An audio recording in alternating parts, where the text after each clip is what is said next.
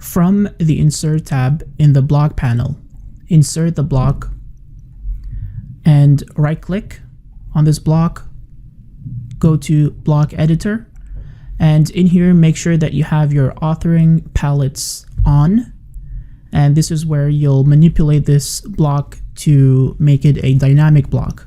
So for example, in parameters, we'll add a visibility state, so we can add the grip right here. And in visibility, we'll go and click on visibility states.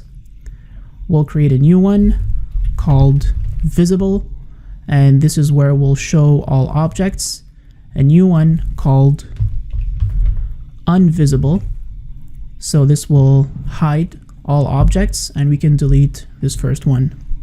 Hit OK, close the block editor, save, and you've got a dynamic block. So when you click on this grip, you can make it unvisible or visible.